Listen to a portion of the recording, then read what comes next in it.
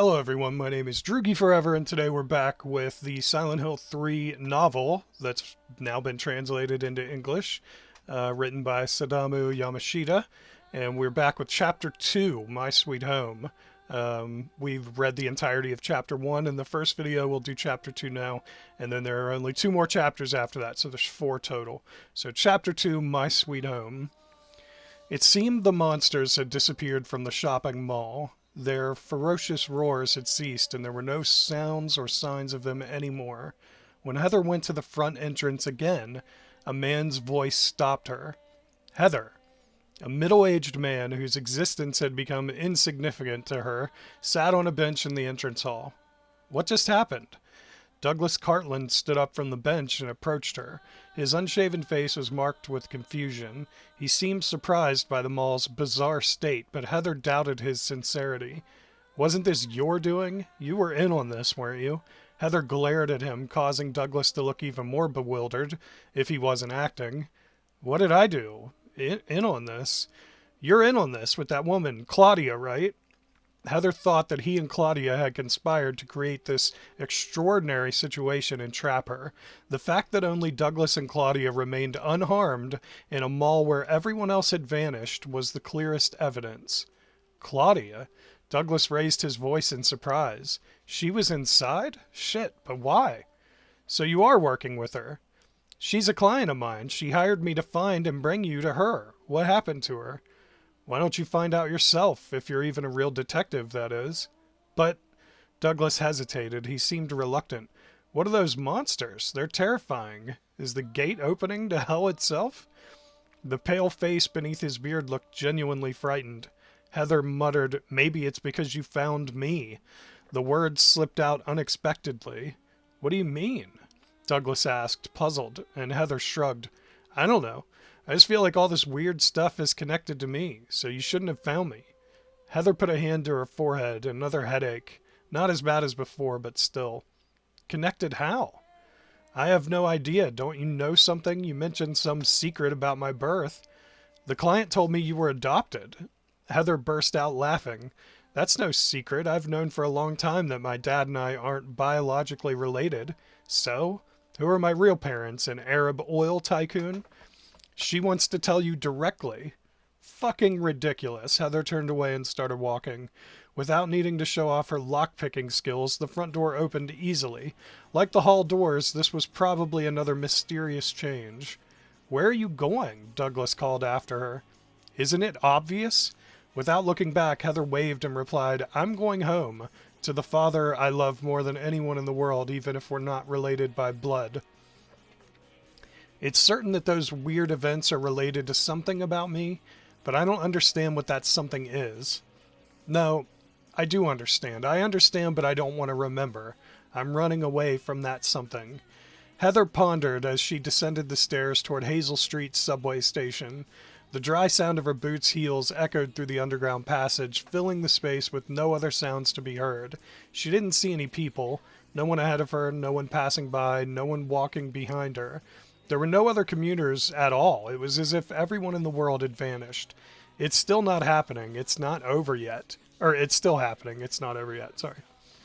That's right. It's only just begun. Heather pulled out the gun she had tucked into the back of her belt, ready to shoot at any moment. Passing through the turnstile, which had become a deserted ghost town with even the station staff nowhere to be seen, she heard a beastly growl echoing from somewhere.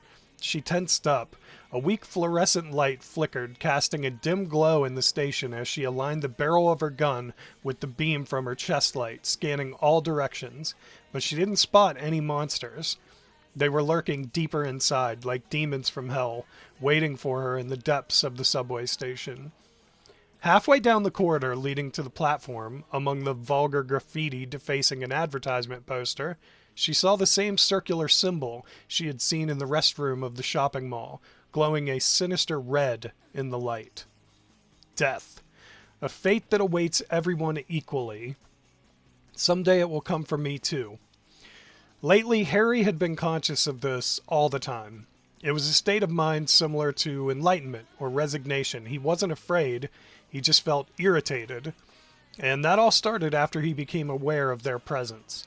They weren't dressed in any suspicious outfits. There was no evidence that would hold up in court, and from an objective viewpoint, there was no way to be certain, but Harry had an unwavering conviction. From all the circumstantial evidence, he could smell the hidden threat, feel it on his skin. This was the intuition of Harry Mason, the writer. Years of running away, repeatedly relocating, only to have his whereabouts discovered each time, leading to deadly battles fought in self-defense, it had honed the instincts of someone always being pursued. You know, I gotta stop here. I just want to say, there's got to be a game in between 1 and 3. Maybe multiple games of, like, Harry protecting Cheryl/Heather, but her not really knowing what's going on during the years when they were running away from these threats. You know what I mean? There's got to be a game or two in between 1 and 3. Anyway. And then at some point, they began watching him with unassuming faces. Young couples snuggling on the park grass, old men sitting on benches, cheerful restaurant waitresses, housewives with children pushing carts full of groceries in the supermarket, middle-aged couples who moved into the apartment upstairs. All of them pretending to be ordinary citizens by chance. But the gaze that watches the target is not easily disguised. Well-trained professionals might manage, but they were merely a group of amateurs. Harry didn't miss their piercing stares, their sticky lingering glances, or the way they unnaturally averted their eyes. For the past few years, there had been no signs of them, and Harry had hoped they had been wiped out in the internal conflict that took place in Portland, but no. They had survived with the tenacity of cockroaches and returned swarming around their prey with the persistence of snakes and the annoyance of flies. Their true target wasn't him. Harry gritted his teeth, his cheeks twitching. It was obvious. Their aim was his beloved daughter, Heather. He unconsciously dug his nails into his knees, where his hands had been gripping tightly. Sitting in an armchair in the living room, facing the TV, he couldn't relax at all. He listened absent-mindedly to the jokes and laugh tracks of the comedy show. He was so worried. Was it a mistake to let his daughter go into town alone? No. Harry shook his head with a pained expression. Heather was already a grown girl. He couldn't keep her tied down. He couldn't always be there to protect her. She had to protect herself.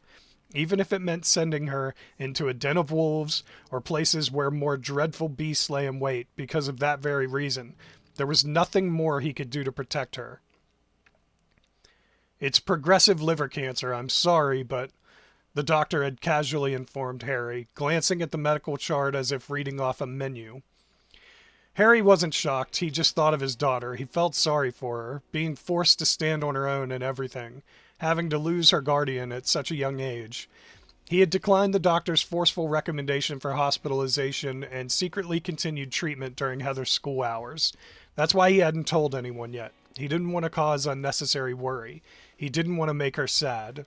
He wasn't afraid of dying. That was Harry's true feeling, because even after death the soul remains, but even so, he couldn't bear the thought of the same fate befalling his daughter. He never wanted her to go through that again, and yet those persistent followers were so detestable, and he was so worried about his daughter that he felt powerless and pathetic. Come home safely, Heather. The comedians on TV were laughing uproariously. Even the weak glow of the fluorescent lights was absent. The bottom of the stairs leading to the subway platform was engulfed in darkness. A foul smell lingered, like ammonia, in an unsanitary public restroom. The dirty stains scattered across the platform floor seemed so... Sorry. That's... I don't know why I struggled with that. Across the platform floor seemed so penetrating that Heather feared they might seep through her boots, and the scene illuminated by her flashlight revealed cracked and peeling concrete walls and rails covered in red rust. It all reminded her of the nightmare-like desolation she had encountered in the shopping mall. "I've had enough of these hellish ruins," Heather muttered angrily, hoping that this time would be different, but her prayers, rarely offered even at church, were selfish and likely in vain. She had intended to step onto the platform for the train home, but the signs on the walls indicated a different destination. Her target platform was on the opposite side of the tracks. Heather clicked her tongue, a bad habit that would get her scolded by her father. "Looks like the train won't come anytime soon." She considered crossing the tracks to get to the other side, Climbing the stairs again was a hassle, and with time and space distorted, there was no guarantee she'd end up on the right platform next time. Crossing seemed quicker. As soon as she stepped onto the tracks, a blinding light filled the tunnel and a warning horn blared. The train was barreling towards her. No way! She scrambled up onto the platform just in time to avoid being crushed by the speeding train. Her heart pounded and sweat broke out on her forehead. The timing was almost too perfect, as if the darkness itself harbored malevolent intent. Heather glared resentfully at the opposite platform, sighed, and headed for the stairs. The distant growling continued. The unseen enemy was far more unnerving than the monsters she had faced. Her heart quaked as if her battles in the shopping mall were ancient history. "Come out and fight! I'll take you down," she shouted to bolster her courage, but her voice was swallowed by the darkness, leaving her feeling even more isolated. Once again, the stairs led to the wrong platform. It didn't make sense. There should only be 2 platforms, one for each direction. The space itself was distorted. She noticed another set of stairs across the same platform. She had no memory of such stairs in this familiar station, but she had no choice but to try them. The closer she got, the louder the white noise from her pocket radio became. A monster, resembling a rabid dog, emerged from the shadows, its vertically slit mouth growling. "So it was you." Heather smiled. This was a familiar enemy, almost like meeting an old friend in an unfamiliar land. Knowing what she was up against, her fear ebbed away like the receding tide. With calm precision, she aimed her gun and dispatched the creature with just 2 shots. The darkness, now silent without the feral growling. The quiet, filled only by the sound of her footsteps, was unsettling. A chill ran down her spine, prompting Heather to turn around. In the ring of light cast by her flashlight, something shriveled and dried clung to the ceiling above the tracks, writhing and peering at her with tiny, glistening eyes. An elderly, mummified monster. It was the same one she had encountered in the elevator at the shopping mall. Back then, a mesh barrier had kept it from attacking her. Heather aimed her gun at it. For some reason, her finger hesitated on the trigger. The mummified monster remained motionless, showing no signs of aggression, and just gazed at her with eyes that sparkled with curiosity like a curious animal. She lowered her gun. While it was hard to believe in harmless monsters, she didn't want to waste bullets on one that wasn't attacking her. Still, she cautiously climbed the stairs, keeping her attention on the mummified creature. "Protect me, Dad. Please let me get home safely." Heather was city-born and tough by nature. She was unafraid of rough neighborhoods or people, but this abnormal situation was too dangerous. She clutched the pendant hanging from her neck and envisioned her father Harry's gentle smile. That was her only solace now. She wandered alone through the maze-like subway station. Suddenly a warning horn blared. It happened just as Heather had reached her intended platform, narrowly escaping an ambush by a monster resembling a rabid dog while she was on the tracks. Heather quickly climbed up the platform. She had no time to deal with the monster. Just as she pulled herself up, a train entered the station, smashing into the dog-like creature that had been chasing her. The train, moving at a high speed that suggested it was another express merely passing through, screeched to a halt with an ear-piercing noise, stopping far past its designated platform. "Finally, I can go home." Heather felt a surge of joy. Most of the train doors were tightly shut, with only the door at the very end open. As soon as she stepped inside, the door slammed shut with great force, as if the train were a carnivorous plant capturing its prey. No matter, go with the flow, do what you can. Heather forced herself to think positively and moved toward the front of the train. Despite not seeing a single passenger, she believed there had to be a conductor, otherwise the train wouldn't be moving. Driven by a longing for human contact, she searched for the conductor. If she could just meet another human being, it felt like this nightmare might finally end.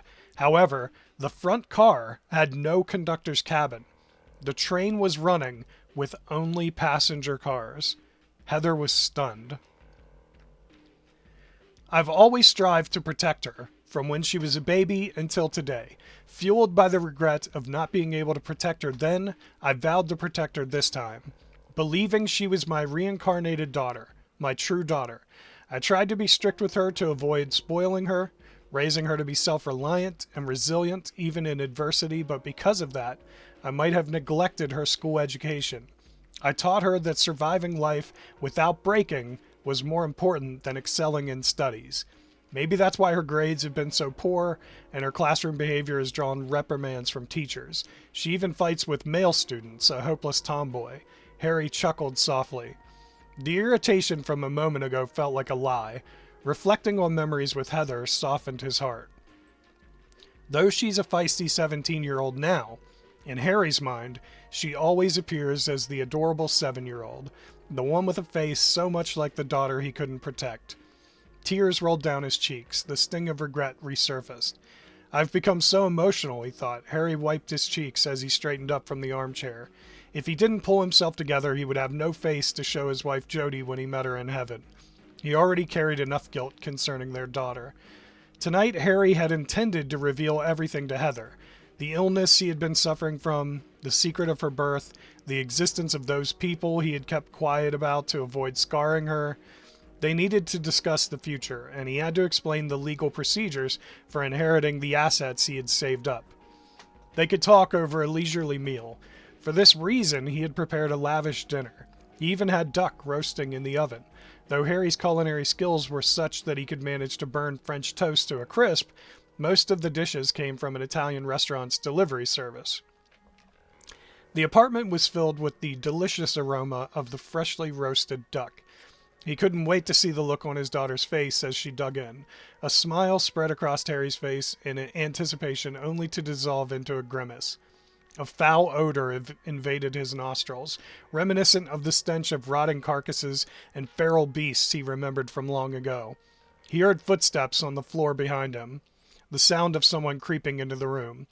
Harry tensed, adrenaline coursing through his body. He couldn't believe he was facing this again, especially now, in this place. It was the worst possible timing. So they've come for Heather. The worst scenario he had feared seemed to be unfolding. He had believed that as long as they stayed away from that town, Silent Hill, they would be safe. Can't you wait just a little longer? Harry spoke without turning around, not wanting to give his unwanted guest the satisfaction of his attention. There are still so many things I need to tell my daughter. At least give me tonight. After that, do whatever you want with me. No, that won't do. The unexpected voice was female, sounding much younger than that of the detestable Dahlia from back then, yet similarly cold. You took something precious from us. You stole away a new era, a wonderful new world. That crime is unforgivable. No reprieve will be granted. So you're one of them after all. Harry smiled bitterly, drawing a gun from beneath his jacket. He had kept it close for just such an occasion. He turned and fired, not aiming at the monster in his peripheral vision, but at the woman. If he killed the woman controlling the monsters, they too would disappear, mere grotesque projections of her will. But before Harry could pull the trigger, the monster moved swiftly, using its metal weapon to deflect all the bullets. Damn it! Harry stood, properly aiming the gun and targeting the monster. It was futile. His bullets had no effect. Still, he couldn't give up. There had to be a weakness if he could just find it. Keeping his eyes on the monster, Harry expertly reloaded the empty magazine, but in the brief moment he glanced at his gun, a metal blade flew at him, slicing into his left arm and causing him to drop the weapon. It was fortunate the wound wasn't fatal. Give up. You're only tiring yourself out, the woman smirked contemptuously. Heather is in our hands now. You're holding her hostage? Harry laughed defiantly, but she's safe, isn't she?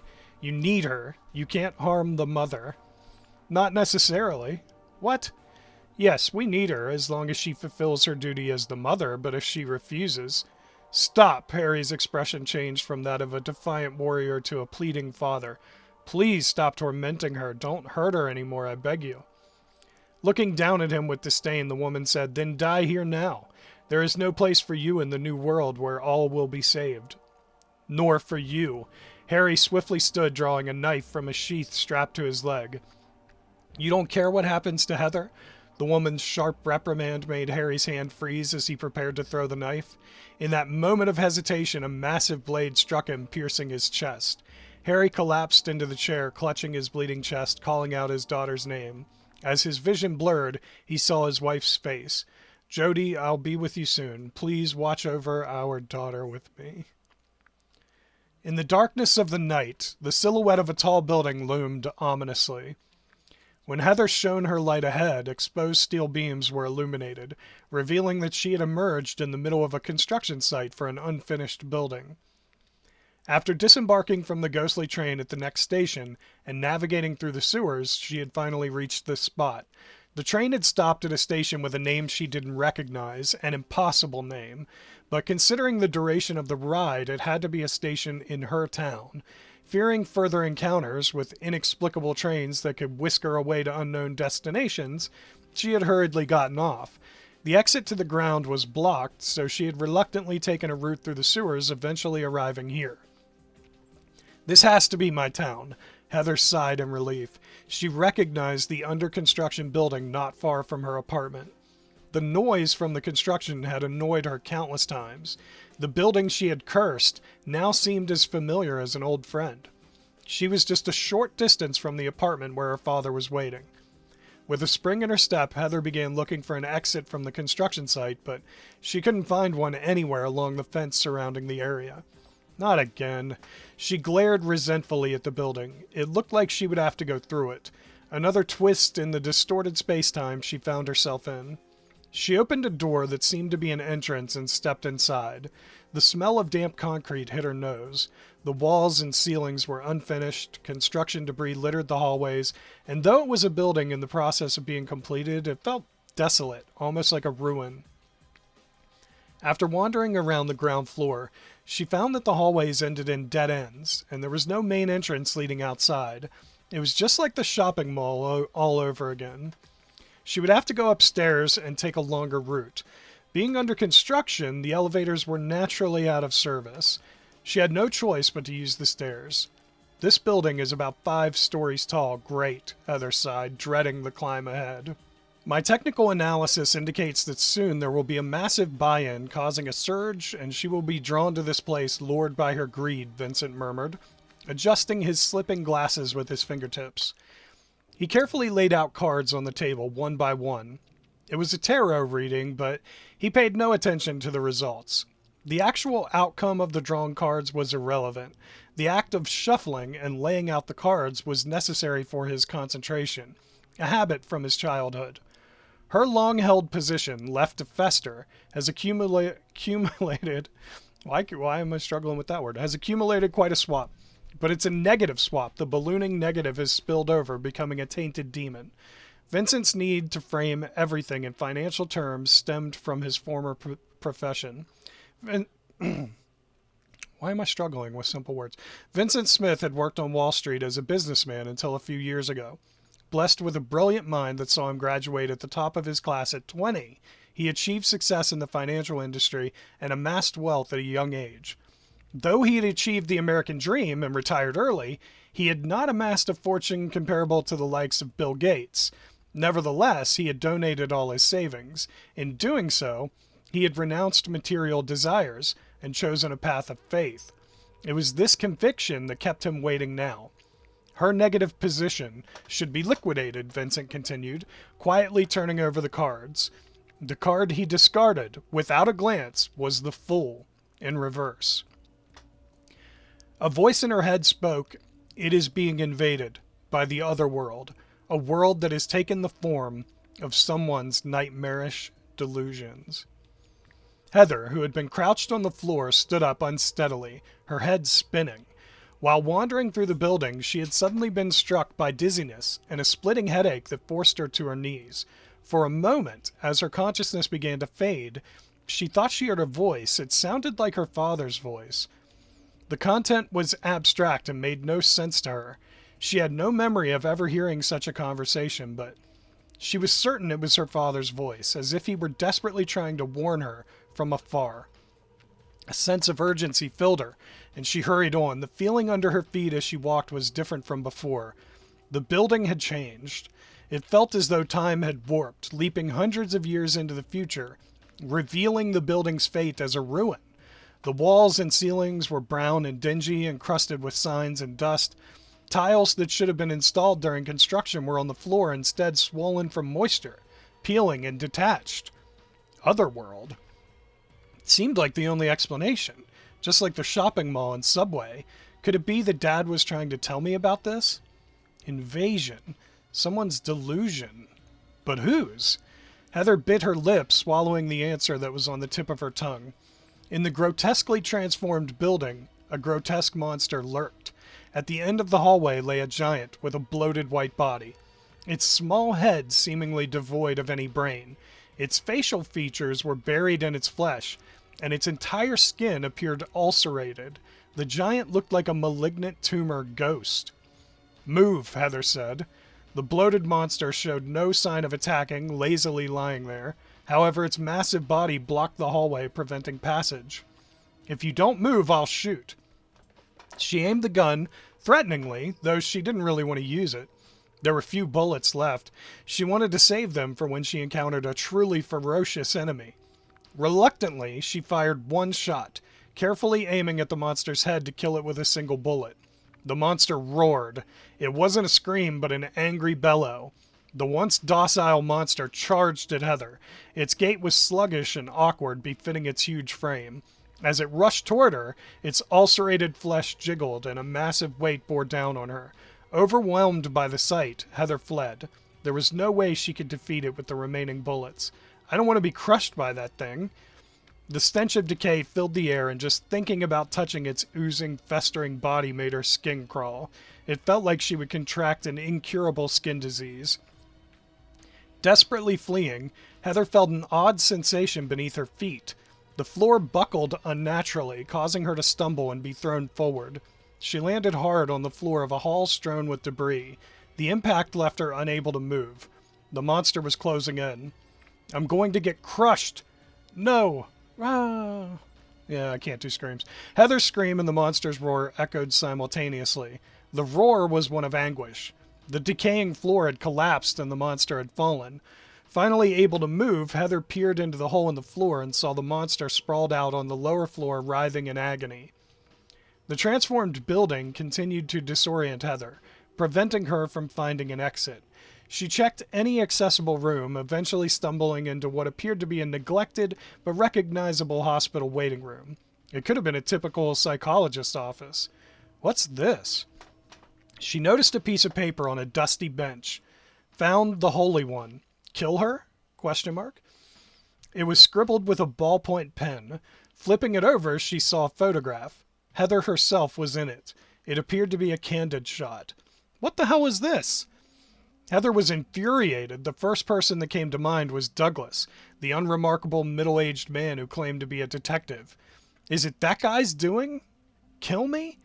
Calling me a holy one, it sounds like something a creep would say. Of course he is. A noise. From further inside, someone's here. Did Douglas follow me to fulfill his twisted desires and drop this photo? Heather quietly opened the door to the inner room and peeked inside. In the consulting room was a young man with glasses, not Douglas, but she couldn't let her guard down. "Who are you?"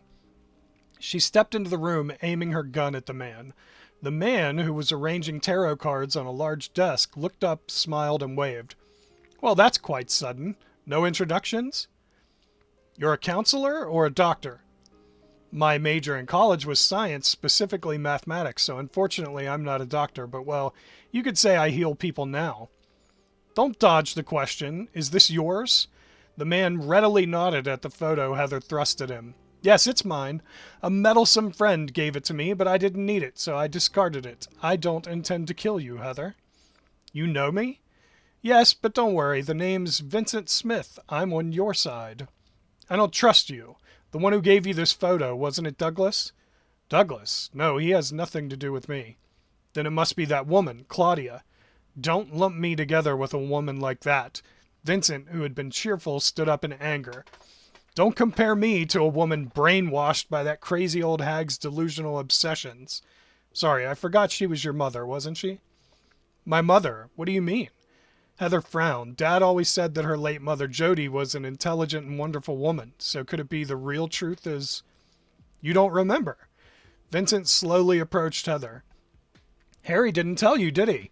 He kept the truth to keep you on his side. He used quite the cunning tricks." "Talk about my dad like that, and I will fucking shoot you." Heather's finger unlocked the safety of her gun. Vincent shrugged. "My apologies. Please calm down." So you know everything about my dad? Yes, everything. Then tell me, what's happening now? What are those monsters? Did you enjoy it? Have fun. It's going to get more and more interesting. So you are just like that woman. You're sick in the head. Heather backed toward the door, still pointing her gun at the man with glasses. Wait, I'm not finished talking. Ignoring his call, Heather left. She couldn't stay in the same room as that weird man. She didn't even want to breathe the same air. She was just furious. Douglas was driving his old beat-up car. When it was still shiny and new, he often took his son out for drives, but now the car was worn out, barely running, just like Douglas's life. His beloved son was no longer around either. Heather was on his mind. The client who had requested him to bring Heather had somehow already met with her, which rendered Douglas's job meaningless. He called the client to clarify the situation and get new instructions, but couldn't reach them. Unsure of what to do, he initially thought of going home, having a drink, and going to bed, but on the way changed his mind and made a U-turn. Douglas reminded himself, to see what is right and not do it is want of courage, a saying from an old Chinese sage. You're a man, right, Douglas? Weird things are happening around that girl. Don't be a coward. Help her out. Otherwise, you might end up out of a job. After all, that girl is the current subject of your work. If she dies, you'll lose your success fee. The self-proclaimed hard-boiled detective was headed to the apartment where Harry and Heather lived.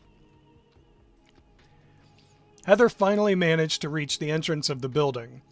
Pushing the door open and stepping outside, the fresh night air washed over her lungs, clearing out the stench of the grotesque space inside the building. Thank goodness. My hometown is just the same as always.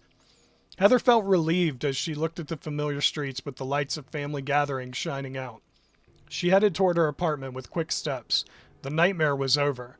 She wanted it to be over. She was done with it. She wanted to have a big dinner, sleep soundly in her soft bed, and forget everything that had happened today. Heather and Harry lived in the room at the very end of Daisy Villa Apartments. As soon as she stepped inside, the exhaustion of the day hit her all at once. Heather stretched and relaxed her body. Dad, I'm home. But before she could say that, Harry, who usually greeted her cheerfully with "Welcome back, delinquent girl," was silent. He was definitely there. She could see his back as he sat in his armchair watching TV. Maybe he was too absorbed in the program to hear her. Listen, Dad, something unbelievable just happened. She started recounting the terrifying events she had to share, moving closer to Harry, but he kept facing the TV. Dad? Heather moved in front of the armchair to block the TV and gasped. The breath she had held back escaped as a scream. Harry wasn't there. He was no longer in this world. What lay there was the blood-soaked, gruesomely murdered corpse of what had once been Harry. Heather screamed until her lungs were empty, then stood in a daze, unable to move. Eventually she collapsed to her knees, clinging to Harry's lifeless body and weeping. This was the final nightmare that sealed the series of unfortunate events of the day. It was the worst misfortune that could happen in a young girl's life. Despite being just the two of them, Heather and her father had never felt lonely, only happy. Their life together had been brutally shattered. Who? Who did this to Dad? Why did this have to happen? Harry's chest was stained with blood from a deep wound, and the blood had dripped down to the floor, leaving a trail leading deeper into the room. Heather, noticing this, followed the blood trail with her eyes. It didn't look like Harry had walked there bleeding. It was more like the trace of someone who had moved, carrying a bloody weapon.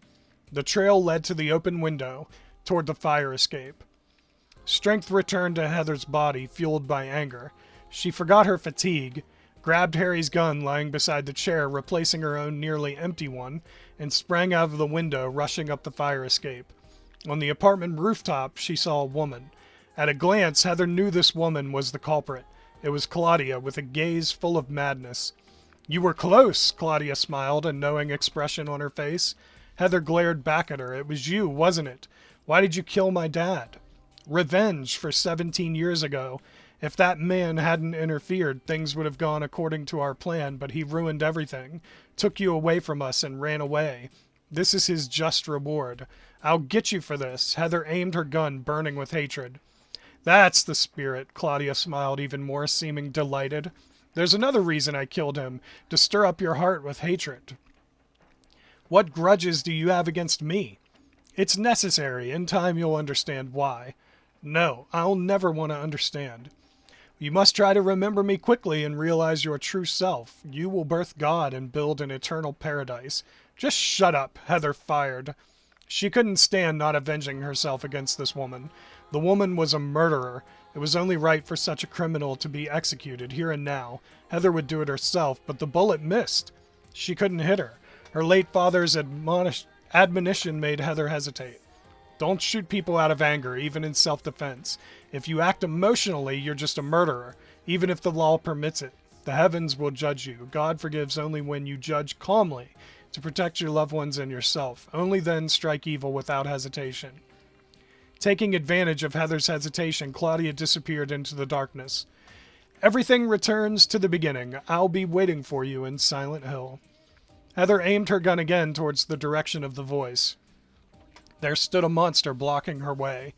The light from her chest pocket illuminated the creature, revealing a figure holding massive blades with both arms.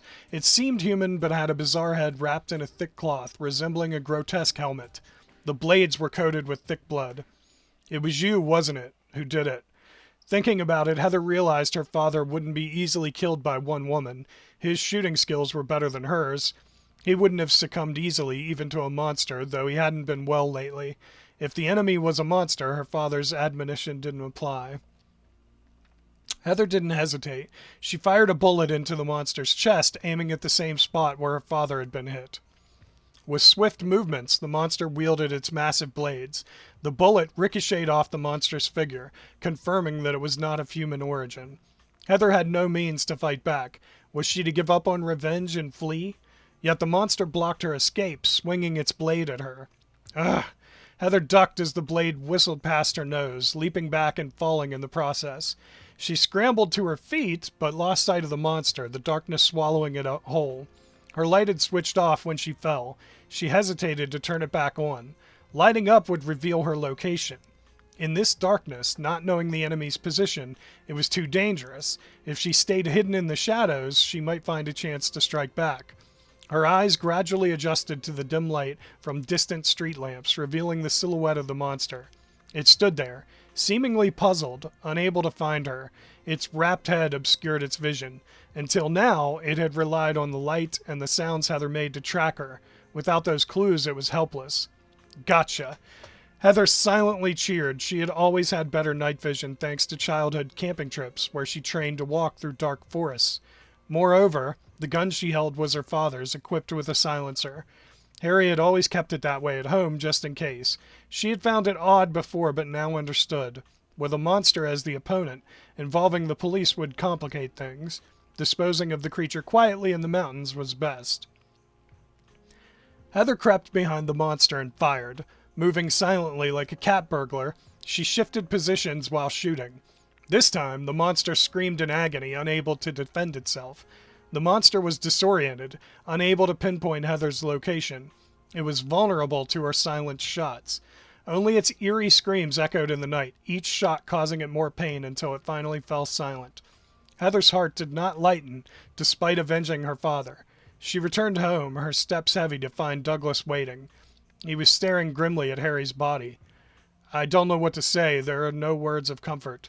Then don't say anything. Get out. Heather pointed to the door, yelling. But get the fuck out. All right, if that's what you want, but at least let me help lay your father to rest. I couldn't help you before, and I need to make amends. No need. I don't want help from someone associated with that bitch. You mean Claudia? Yes, she did this to my father. I'm not her ally. I was just temporarily hired. That seems to be over now. Please, let me help you. I want to be on your side. Why is he so desperate? Heather wondered, looking at Douglas. She was wary, but something about him reminded her of Harry, earnest, sincere. Reluctantly, she agreed. Just help me move him. Together, they moved Harry's body to the bedroom bed and prayed for his peace. His face, despite the brutal end, looked serene in death. What will you do now? Douglas asked, concern in his voice, careful not to stir her grief. I can live on my own, Heather replied, still turning away. I'm his daughter. I'll give him a proper funeral, but first, I need to do something. I have to go to Silent Hill. She murmured the last part, but it was enough for Douglas to frown. Silent Hill, what's in there? Will you be all right? I have to go. The woman who made the monster kill my father told me to come. I know it's dangerous, but she has to pay, and when I find her, I'll kill her myself. How will you get there? I'll figure it out by myself. I can give you a ride. I don't need your help. It's a long drive, and it's too far to walk. I'll wait outside. Come by when you're ready. Heather finally looked Douglas in the eye. You might die if you come. That's fine. Nobody's going to cry over my grave anyway. The only ones who'd miss me are the debt collectors. Douglas gave a small, wry smile and walked out. I won't say goodbye, Dad. I'll be back soon. We'll meet again in heaven someday. Heather prayed once more for Harry's peace, her shoulders shaking. The dam of her emotions broke, tears streaming down her cheeks. I will avenge you, she swore through her sobs. The car Heather climbed into was rusted in places, looking like it hadn't seen a wash or wax in years, with mud caked onto the sedan's body. The interior wasn't any cleaner, with crumpled fast food bags and empty soda bottles littering the back seat, resembling a garbage truck more than a passenger car. To top it off, it smelled faintly of cigarettes. While I was waiting for you, a guy named Vincent showed up, Douglas said as he started the car. Do you know him? How should I? Heather responded curtly, hiding her tear-swollen eyes, explaining their encounter at the clinic seemed too troublesome. He seemed to know a lot about you. It was like he knew everything. He said we should look for a man named Leonard once we get to Silent Hill. He even gave me a map and this. It was by the body. Douglas handed over a notebook. Flipping through it, Heather recognized her father's handwriting. Heather read the notebook silently, and Douglas, respecting her need for quiet, focused on driving. After a long while, raindrops began to fall, cutting through the mud-stained windshield and breaking the silence between them. The raindrops washed over the windshield in a steady stream. It's starting to rain, Douglas remarked, breaking the silence. He glanced at Heather, who had closed the notebook and was sitting with her eyes shut. Are you asleep? You feeling cold? I'm awake, just thinking. Silent Hill used to be a peaceful lakeside resort town, but now... Have you been there? Once, for a job. I was searching for a missing person. Never found them. There's something wrong with that town. You hear a lot of bad rumors in this line of work. I was born and raised there. Sorry, I didn't mean to speak badly of your hometown. It's okay. I don't have any fond memories of it either. Wait a minute. Weren't you living in Portland when you were little? That's what my investigation turned up. Suddenly, Heather's face contorted in pain, her complexion turning as pale as a corpse. Hey, are you feeling carsick? Should I stop? No, it's just that reading the notebook made me remember my past. Heather's voice trembled as she continued, as if purging a burden from her chest. The emotions she had suppressed deep within her came flooding out. 17 years ago, there was an incident in Silent Hill. A woman named Dahlia tried to summon a god that the town's legend spoke of, using her own daughter as a sacrifice. Sounds like a crazy story. It's true. The god was born from the sacrificial daughter. What? The daughter had powers. She was called a witch and hated by everyone at school. She could kill people just by wishing for it. But the god she birthed was ultimately defeated by a man, my father, Harry Mason. Maybe it wasn't a real god if a human could defeat it. Heather gazed out the window, her face clouded with melancholy. Now it's happening again, and this time I'm the sacrifice. Jesus, do you have those same powers, Heather? The daughter who had given birth to the god reappeared carrying a baby. She entrusted the baby to my father before she died. You're saying that baby was... My dad loved me as his own child. He didn't even know what I was. He didn't expect anything in return, and he died too soon. I haven't even repaid him. I haven't shown my gratitude. I haven't told him how happy he made me. Heather's face was cold and stiff, devoid of tears, but the rain outside mirrored her sorrow. She opened the notebook again, her fingers tracing over her father's handwriting, filled with longing. I hope you will never have to read this. Perhaps it would be better for you to not know, but sometimes the truth is necessary, so I'll write this down before I'm lost in death and oblivion. What happened in the past and the story about who you are, it all began 24 years ago. My wife and I found an abandoned baby. We had no children of our own, and thanked God for this blessing, deciding to take the child in. That baby. 3 years later, my wife passed away. And 4 years after that, 17 years ago, I went to Silent Hill answering the child's request. Why she wanted to go there, I never knew. In that town, the child vanished. Not that she went somewhere outside the town or died. She returned to her true self. That's what Dahlia Gillespie said. Her true self, that was Alessa Gillespie, a girl burned alive as a sacrificial offering to God by her own mother. In the fire, she released half of her soul, and that half resided in the baby, which was the child. After seven years, that half returned to Silent Hill and rejoined with Alessa, regaining her power. What she wished for was to kill the god within her. Summoned by the ritual, gestating inside her as a fetus, even if it meant losing her existence, she desired that. But that wish wasn't fulfilled. My interference, wanting to save the child, got in the way, yet I couldn't save her. All I did was inadvertently assist Dahlia in her ritual to birth the god from Alessa. Fortunately, the god also died after letting out a single cry, probably because of the child's and Alessa's resistance. After the god disappeared into the light, Alessa appeared again and entrusted me with a baby, one who looked just like the child from before. Then Alessa died, and I couldn't save her. All I could do was run away with the baby. It all felt like a dream. But the reality was clear. The child was gone, and a baby was in my arms. 17 years have passed since then. It feels like both a blink of an eye and an eternity. At first, I was hesitant to raising that baby. I doubted whether I could love a being whose nature was unknown, possibly the very girl who took my own beloved daughter from me. I even placed my hands on the baby's neck out of sorrow and anger. I thought about abandoning her more than once. I am that terrible monster of a person. But in the end, I couldn't let her go. The baby, you, Heather, would look at me with your innocent eyes and smile. I can't forget about that child even now, but I love you. I have no doubt about that love now. Please believe that. To my precious daughter, Harry Mason. And that's the end of Chapter 2. Chapter 3 is called Lurking Place, and we will read that in the next video. I hope you're enjoying the series. If you are, tell that like button you want to smash. Don't forget to subscribe. You stay you. I'll stay me. Droogie forever. Thank you, everyone, so much for watching. I really appreciate it. I will see you in the next video. Later.